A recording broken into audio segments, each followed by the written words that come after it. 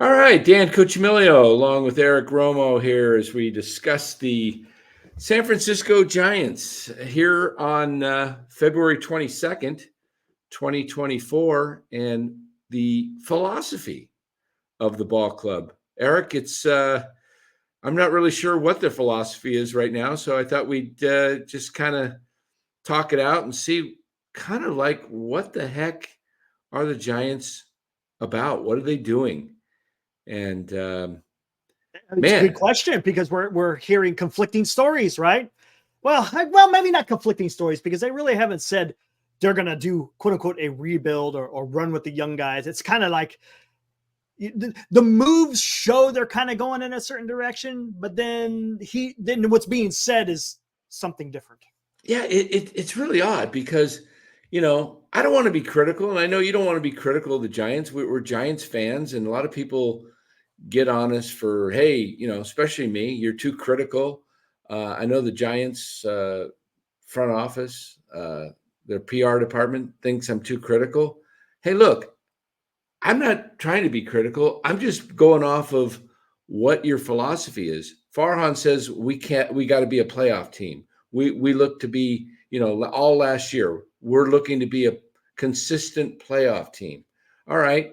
And then in the offseason, you say you're going to go for free agents. You're going to be shopping at the top end of the rotation. You're not going to be just looking to fill in people. Well, you made a trade for Robbie Ray, but he's not available till at least the second half. And we have no idea if he's going to bounce back in 24 and be the pitcher he was when he won the Cy Young Award a few years back.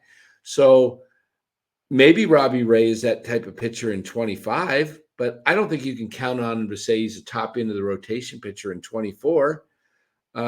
He's not ready to pitch. He's coming off Tommy John, and it generally takes a full 18 months before guys get back to their peak performance prior to the Tommy John. So Farhan says, I'm going to shop at the top end of the market, and he's got Blake Snell and Jordan Montgomery sitting out there, and you have a rotation of Logan Webb, and then Alex Cobb, your number 2 last year, is hurt, coming off hip surgery. And you go sign a guy like Jordan Hicks, which, hey, bravo. I love the Jordan Hicks signing, but as a starting pitcher, he's been on the IL like 5 times, Jordan Hicks. So he's had arm problems. Right. And now you're going to make success in the bullpen. Right. He's had great success in the bullpen. Maybe part of signing him was he was excited about being a starter, and that's why he signed with the Giants. And maybe that's one of the reasons you were able to get him. I don't know. But my thinking is this. You're saying you want to shop at the top end of the rotation market. That means a 1 or a 2. You said you don't want to add just depth pieces because you had that last year, with Stripling and Minaya as depth pieces, and didn't work.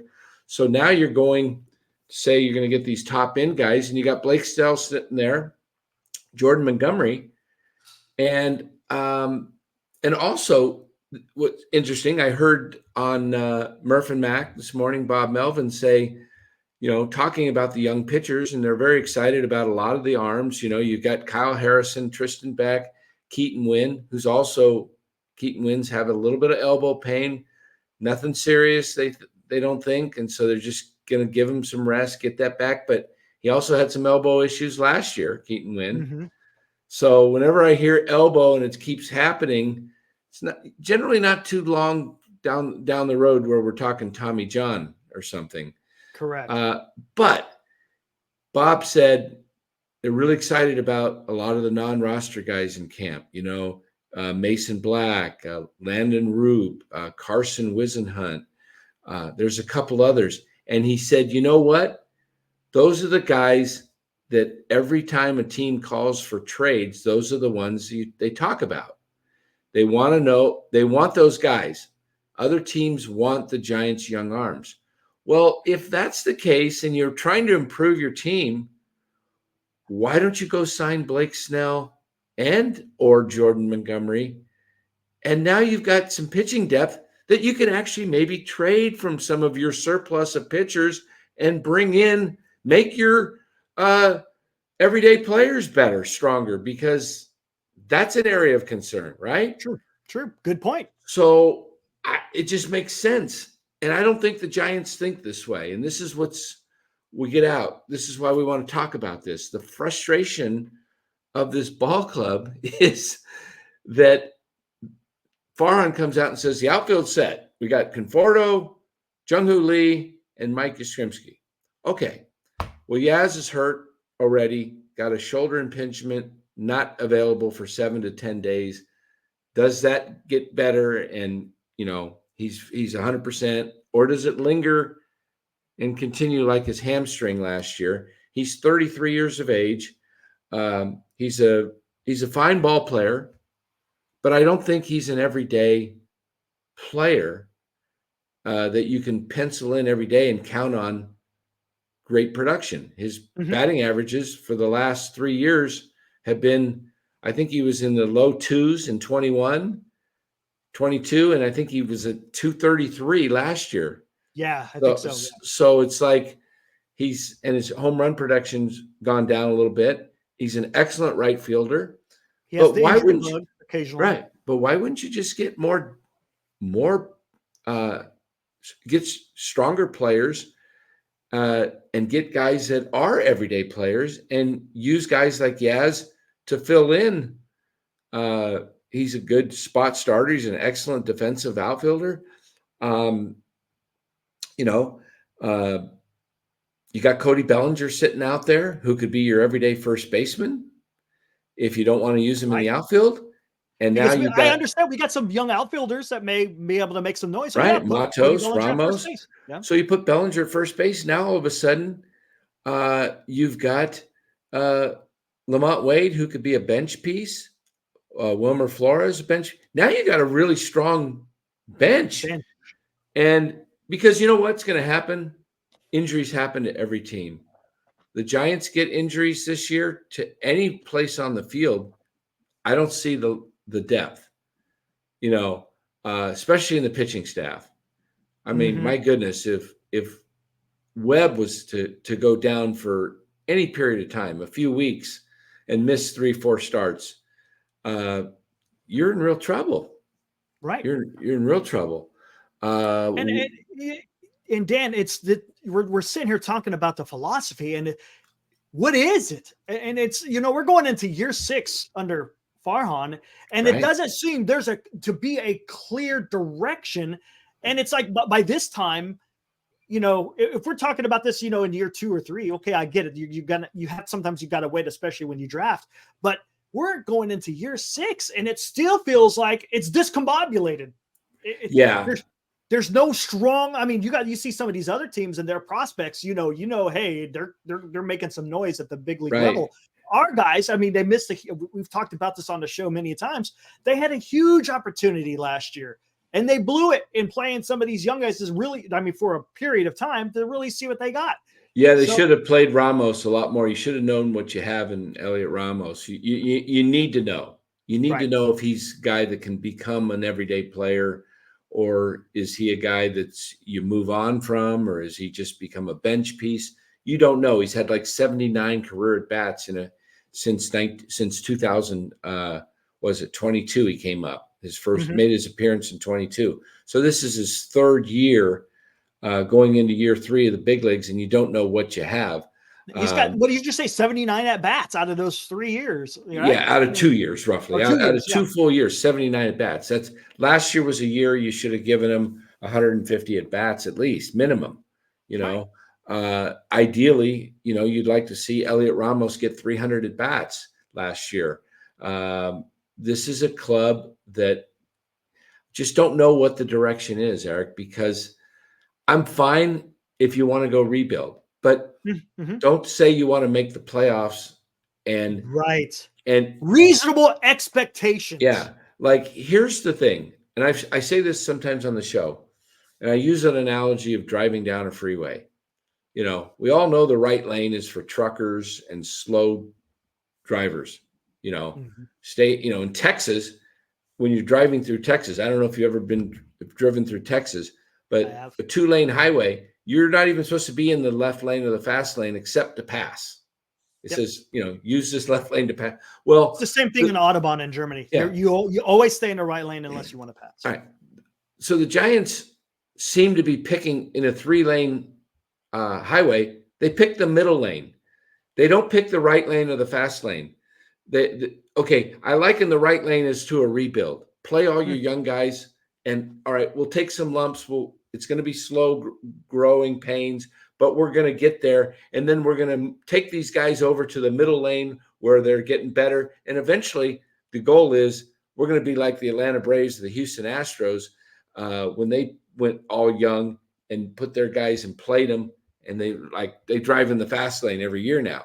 The Giants and Farhan seem to sit in this middle lane with what we call I like to liken this as a 5 stars. We label a player 5-star. A 5-star is a superstar. Your Shohei Ohtani's, your Aaron Judges, your Mookie Betts, Bryce Harper, Bryce Harper, Rafael Devers. These guys that consistently hit year in and year out and do the right things. And then we have your all-star, your 4-star.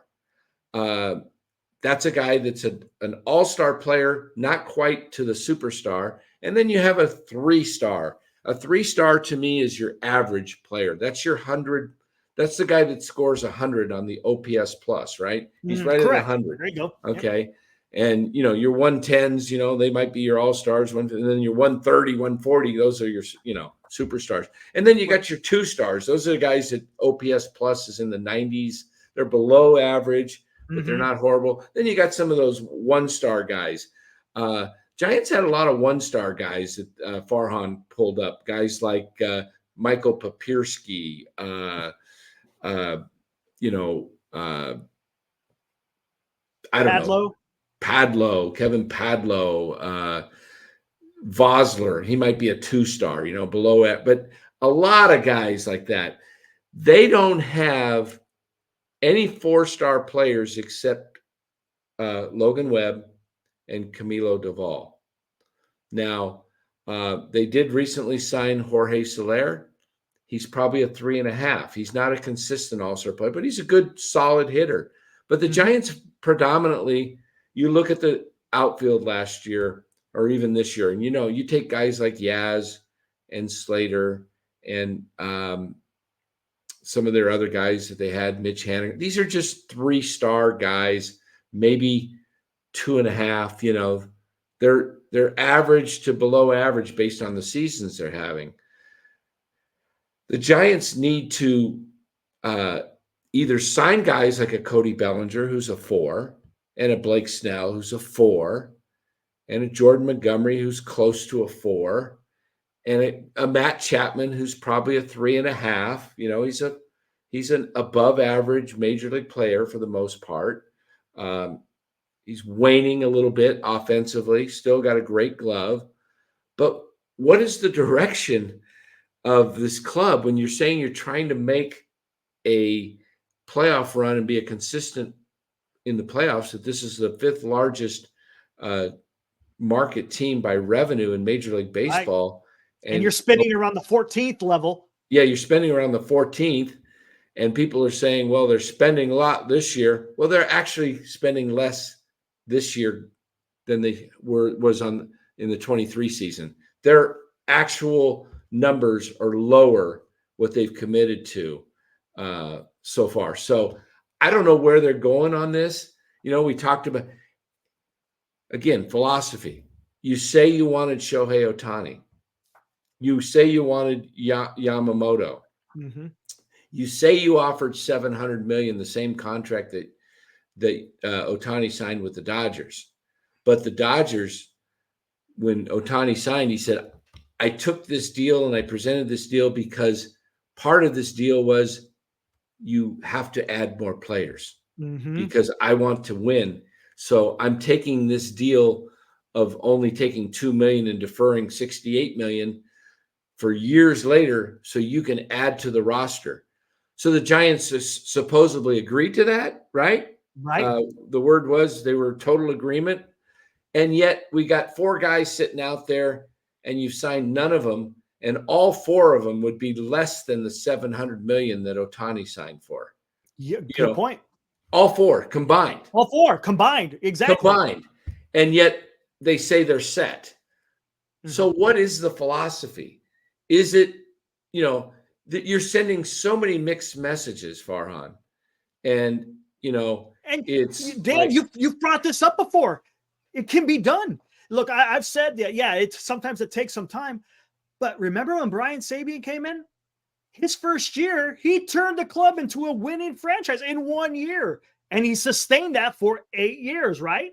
8 winning seasons. Yes, 8 didn't winning make the seasons. playoffs every year, but 8 straight winning seasons. We're All talking 8 of winning those, seasons, right? they would have all made the playoffs. I looked at the standings under today's format with 3 wild cards. The Giants from 97 to 04 would have been in the playoff 8 straight years. Right. And then they had a little bit of a drought for what is it, about 4 years? I think you 4 said years, about 4 years. And 05, then 6, 7, and 8. Then 09 was a winning season. and And then that the went rest all is the way to 2016. I mean, right. Brian Sabian has been able to do this, right? Farhan, what has he been able to do with the Giants so far? One winning season. 1 winning season, One 21. winning season.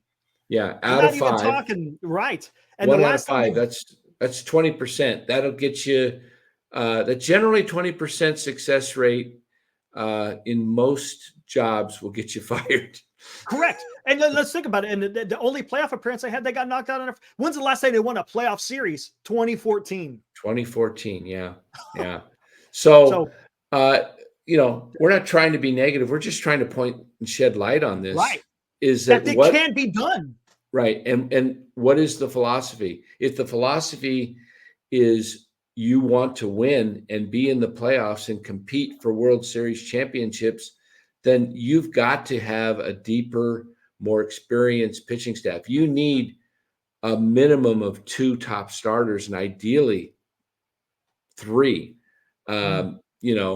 You've got 1 right now. You've got potentially 2 in Kyle Harrison. Mhm. Um, and then when Cobb comes back, we don't know what you're going to get. He's 35. He's coming off hip surgery. We don't know if he's going to go back to that level of performance that he pitched at last year. Correct. So, again, to me, I always would build the team and have excess guys. I'd rather have guys that are too good to be sitting on my bench, because that's a good problem to have.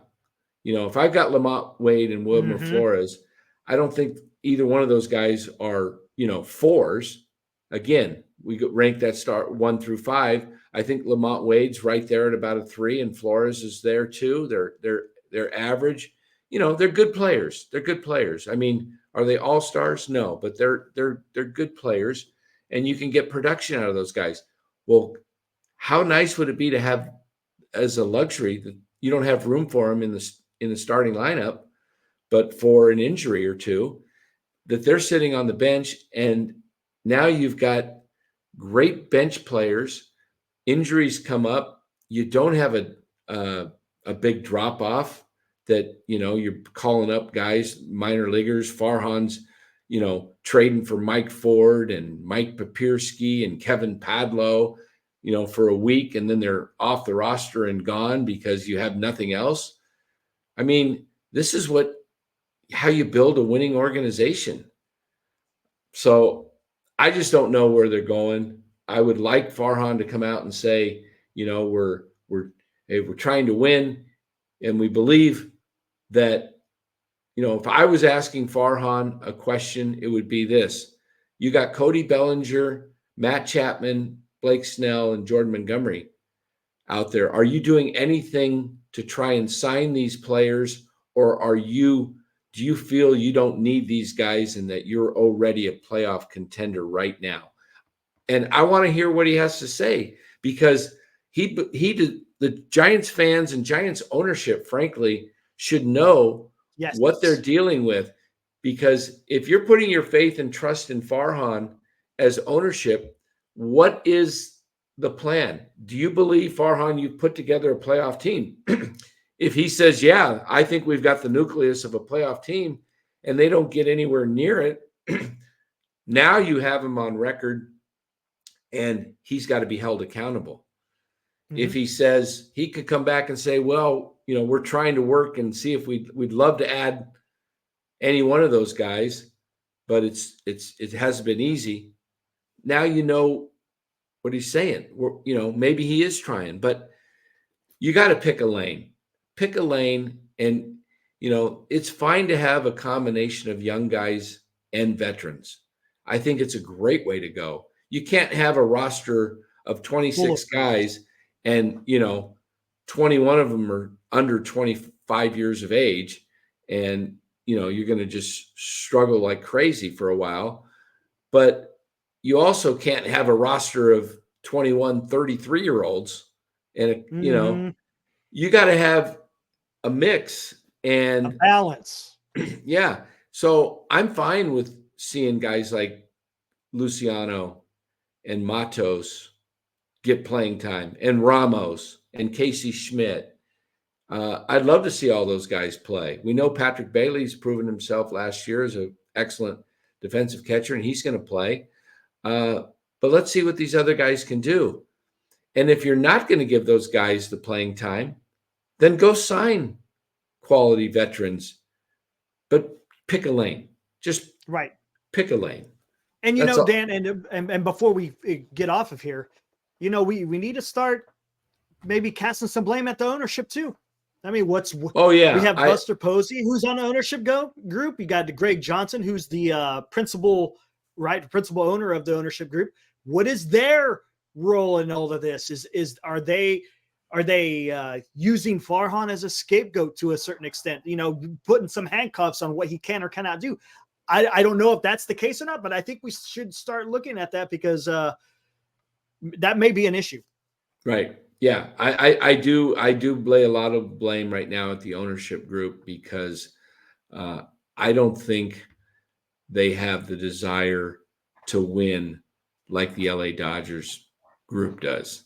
Mm-hmm. It's pretty evident that the desire to beat out the Dodgers or to compete with them is just not there. I used the example on the show recently, might have been last night, that if the roles were reversed, if the Giants had signed Otani and Yamamoto and Teoscar Teoscar and Hernandez and traded for Glasnow. they traded for Glasnow, and those four free agents of Scott Boras were still sitting out there right now. Would the Dodgers be sitting back waiting and waiting and waiting? No, I think they would pounce on maybe all four of those guys and say, you know what, we need to compete and we're going to go out and get what we want. See, the Dodgers knew what they wanted. They went and got it. It's almost like the Giants ended up not getting what they want. And they just said, you know what, we're just going to pull back. I don't know. I don't think ownership has had the desire to really, really win. I think they are satisfied with the 3 World Series championships, and they have a paid-for ballpark. They have Their focus is Mission elsewhere. Rock. Their focus is on Mission Rock and developing that. That's their toy. They've kind of just handed it over to Farhan, and they haven't really held him accountable, which tells me, they're really not in touch with the fan base. And we'll see. We'll see what Farhan does. I'm pulling for him. He looks like he had an excellent draft last year. Draft class led by Bryce Eldridge and Walker Martin, and a lot of baseball people felt that was an excellent draft class. You've got Patrick Bailey. We'll see what he does. Um, this draft class of Eldridge. Eldridge is probably going to start in San Jose. My guess is he progresses at some point this year, and he's 19 years old and finishes in high A. And next year he makes the jump to double A and maybe triple A, and maybe he's here in 2 years. Maybe he's here at 21 years old. And he looks like a Giants player. could use it. Yeah, maybe Jung Hoo Lee does become the 300 plus hitter. He figures it out and he hits well. Maybe Luciano, who's drafted by Bobby Evans along with Matos. Maybe those guys strike gold. Maybe guys like Wade Meckler and Von Brown come up and produce, and the pitching staff of Wisenhunt and Black and Roop and Keaton Wynn and Webb and several others, Reggie Crawford, the lefty. Maybe all these guys hit, and Farhan 2 years from now is looking like he's making guys like me look silly, and Yeah, and that would be great. That that would would be be fine. that would be great, and I would be the first one to say, hey, you know what?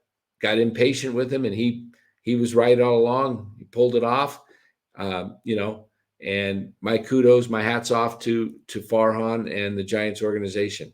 But it's time that we need to see it. We need to see guys really starting to produce, and You're going into year 6. Needs to yeah, happen. going into year 6. This organization, this isn't the Kansas City Royals in a small market for baseball. It's not the Pittsburgh Pirates. This No, isn't for that matter. This isn't the Oakland A's, who we all know what's going on over there.